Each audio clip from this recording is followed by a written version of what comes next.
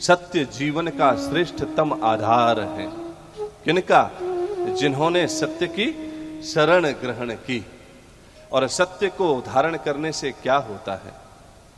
क्या होता है? जब भी कोई मनुष्य सत्य के मार्ग पर निकल पड़ता है तो उसके एक एक कदम की रक्षा वो श्री हरि करते हैं। हाँ, जो सत्य के मार्ग पर चलता है उसे कठिनाइयां तो बहुत आती हैं, कांटों से भरा हुआ है ये पथ।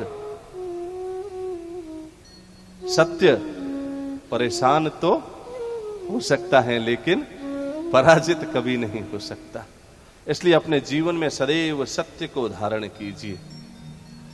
कभी अपने जीवन में विचार करके देखना कि एक सत्य को छिपाने के लिए, एक झूठ को सत्य का रूप देने के लिए न जाने आपको कितने कितने झूठ बोलने पड़े होंगे। कितने झूठ। और झूठ का कोई धरातल नहीं होता, झूठ का कोई आधार नहीं होता।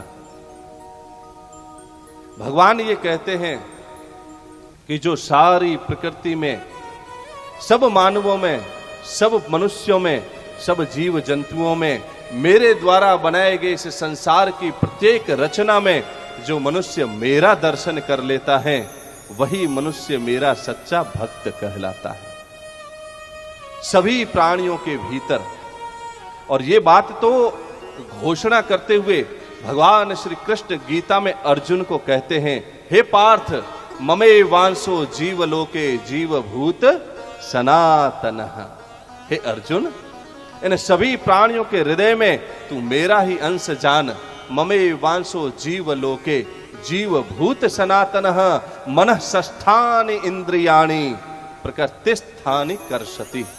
हे अर्जुन, इन सारे मनुष्यों के भीतर, सारे पशु पक्षियों के भीतर, यहां तक कि पेड़ और पौधों के भीतर भी मेरा ही स्वरूप है। मुझसे कोई भी भिन्न नहीं है। ईश्वर अंश जीव अविनाशी। ये बात कहते हैं तुलसी बाबा रामचरित्र मानस में। ईश्वर का अंश है ये जीव। ये जीव ईश्वर का अंश है। अब मुझे ये बताइए ना कि जो जिसका अंशी होता है, अंश होता है, क्या वो अंश कभी अपने अंशी से जुदा हो सकता है? बताइए ना। जो फल एक पेड़ पर लगा हुआ है, क्या वो फल उस डाल से कभी अलग हो सकता है? छाल से अलग हो सकता है? पत्ते से अलग हो सकता है?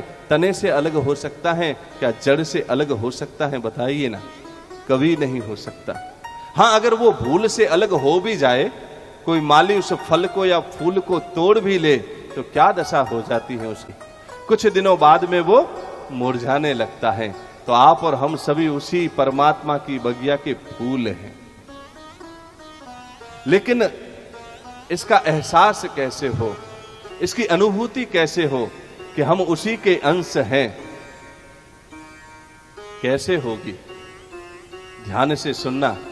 जब भी कभी हमारे जीवन में, जीवन जीते जीते हमें हमारे जीवन में निराशा दिखाई दे, हमें हमारे जीवन में दुख दिखाई दे, हमें हमारे जीवन में पीड़ा अनुभव में आती हुई दिखाई दे, हमारा जीवन रूखा रूखा सा लगने लगे, सूखा सूखा सा लगने लगे, तो कभी एकांत में बैठकर मनन करना कि कहीं हम अपनी मूल से बिछड़ तो नहीं गए हैं।